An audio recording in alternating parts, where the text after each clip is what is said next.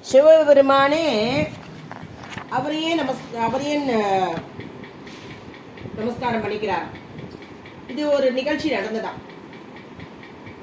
என்ன அப்படின்னா, இவளுக்கு கல்யாணம் ஆச்சு இல்லையா, மீனாட்சுந்தரேஸ்வரர் கல்யாணம் ஆச்சு இல்லையா, கோவிலுக்கு எல்லாரோடையும் தன்னுடைய உறவினர்களோட சுற்றத்தாரோட தேவியரோட அந்த லிங்கத்தை நமஸ்காரம் பண்றதுக்காக போற.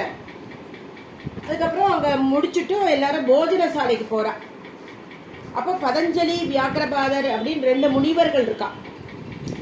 அவ பகவான் கிட்ட மெல்லமா சொல்றா, நாங்க டெய்லி தினமும் சிதம்பரத்துல நடராஜ பிரபனுடைய திருநடனத்தை பார்த்ததுக்கு அப்புறம் தான் சாப்பிடுவோம். இது எங்களுக்கு வழக்கம். இன்னைக்கு என்ன செய்யறதுன்னு தெரியலையே அப்படின்னு சொன்னாலாம். உடனே சிரிச்சான் அவன். என்ன ஈசன் அப்படின்னு நமஸ்காரம் பண்றேன், அப்போ நான் ஆடக்கூடிய நடனம் அப்படிங்கிறது அற்புதமா தானே இருக்கும், சரிதானே அப்படின்னாராம். இருக்கும், ஆனாலும் சிதம்பரத்துல இருக்க மாதிரி இருக்காது அப்படின்னு இவா. அதுக்கு சொன்னாரா, மதுரை அப்படிங்கிறது சிதம்பரத்தை விட ஒரு படி ஜாஸ்தி. பிரம்மாண்டம், பிரம்மாவோட உடல், இடுப்புக்கு கீழே 7 லோகம், இடுப்புக்கு மேல 7 லோகம் இருக்கு. அதுல உயர்ந்த இடத்துல இருக்கிறது தான் மதுரை அப்படின்னா. இதை இன்னும் கொஞ்சம் விஸ்தாரமா சொல்லணும் அப்படின்னு அந்த முனிவர்கள் கேட்டுண்டாள். பிரம்மாவுடைய கால், கட்டவிரல், பாதம், கணுக்கால், கீழ்கால், முழங்கால், தொடை மத்தியில அடித்தொடை இதெல்லாமே கீழ்லோகங்கள். பூமி அதெல்லாம் மேல் லோகங்கள். மூலாதாரம், சுவாதிஷ்டானம், மணிபூரகம், மனாகதம், விஷுத்தி, ஆக்ஞை, பிரம்மாந்திரம்லாம் இருக்கு இல்லையா, அதெல்லாம் மேல்லோகத்துல இருக்கு. பிரம்மாவுடைய மூலாதாரம் அப்படிங்கிறது கமலாலயம் அப்படிங்கிற திருவாரூர், அதுதான் மெயின். நான் அங்க தியாகராஜ மூர்த்தியா இருக்கேன். அடுத்து பிரம்மாவுடைய சுவாதிஷ்டானம் அப்படிங்கிறது திருவானைக்காவல், நான் அங்க ஜம்புகேஸ்வர மூர்த்தியா இருக்கேன். மணிபூரகம்ங்கிறது திருவண்ணாமலை, அங்க நான் அருணாச்சல மூர்த்தியா இருக்கேன். பிரம்மாவுடைய அநாகத சக்கரம்ங்கிறது சிதம்பரம், நான் அங்க சபாபதியா இருக்கேன். விஷுப்தி ஸ்தானம்ங்கிறது தட்சிண கைலாசம் அப்படின்னு சொல்லக்கூடிய திருக்காலஹஸ்தி, நான் அங்க காலத்திநாதரா இருக்கேன். பிரம்மாவுடைய ஆக்ஞாஸ்தானம்ங்கிறது காசி, நான் அங்க விஸ்வநாதனா இருக்கேன். பிரம்மாவுடைய பிரம்மரந்திரம் அப்படிங்கிறது திருக்கைலாயம், நான் அங்க ஸ்ரீகண்ட பரமேஸ்வரன். ஸ்ரீகண்டமிவ பாஷ்பந்தம் சிவநாம பராயணம். பஜனைக்கு வர அவளுக்கு தெரியும் அந்த ஸ்லோகம், சிவனை பத்தின ஸ்லோகம் அது. அங்க ஸ்ரீகண்ட பரமேஸ்வரனா இருக்கேன். அடுத்தது ஆலவாய் தலம் அப்படிங்கிறது துவாதசாந்தம், அங்க நான் சுந்தரலிங்க மூர்த்தியா இருக்கேன். சிதம்பரத்தை மாதிரி இங்கெல்லாம் இருக்குமா அப்படின்னு கேட்டேலாம், எங்கேயுமே இல்லாதபடி காலம் மாறி ஆடுறேன். இந்த ராஜசபையில நான் ஆடுகோட தாண்டவம் சந்தியா தாண்டவமா. இங்க திருநெல்வேலி இருக்கு இல்லையா, சித்திர சபை, அங்க முனித்தாண்டவம். கனகசபையில் ஆடுறது ஆனந்த தாண்டவம். திருவாலங்காட்டுல தலையால் நடந்து வந்த காரைக்கால் அம்மையாக்காக ரத்ன சபையில ஆடின தாண்டவம் காளிவங்க தாண்டவம். அடுத்து திருக்குற்றாலம் சித்திர சபையில ஆடுறது திருபுர தாண்டவம். இது மாதிரி பஞ்ச நடனங்கள். இதை தவிர திருவாரூர்ல அஜபா நடனம் அப்படின்னும், திருநள்ளாறுல உண்மத்த நடனம், திருக்காரை வாசல்ல குக்குட நடனம், வேதாரண்யத்துல ஹம்சபாத நடனம், திருக்கோயில்ல பிரிங்கி நடனம், இப்படின்னு தாண்டவபுரம், ஆனந்த தாண்டவபுரம்னு ஒண்ணு இருக்கு. இது முகமண்டல நடனம்.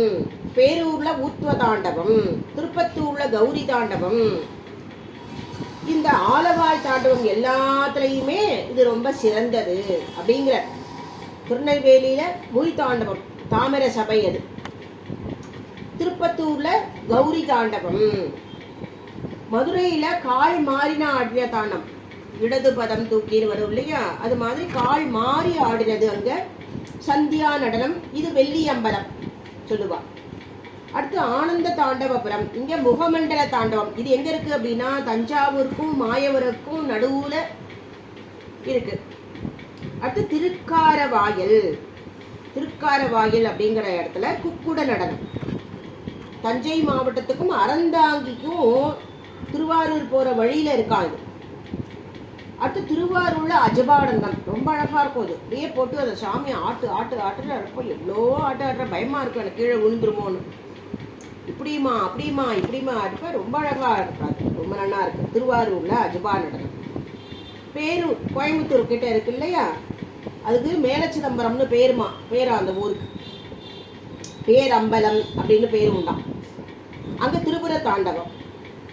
அடுத்து திருக்கோளிலிங்கிற ஊரு பிரிங்கி நடனமா. இது எங்க இருக்கு அப்படின்னா தஞ்சாவூருக்கும் திருவாரூருக்கும் நடுவுல இருக்கு. திருமறைக்காடு வேதாரண்யம். இங்க ஹம்சபாத நடனம். அடுத்து சிதம்பரத்துல கனகசபை ஆனந்த தாண்டவம். திருவாலங்காடு சம்ஹார தாண்டவம், இல்லாட்டி காளிவங்க தாண்டவம். இங்க ரத்னசபை. அடுத்து திருக்குற்றாலத்தை திரிபுர தாண்டவம் சித்திரசபை. திருநள்ளால உண்மத்த நடனம் அப்படின்னு இது ஒன்னொன்னையும் சொல்ற. கோயிலோட உன்பரத்துல வெள்ளி அம்பலம் ஒண்ணு வைக்கணும் அப்படின்னு நினைச்சிட்டு இருக்காராம் சுந்தரன்.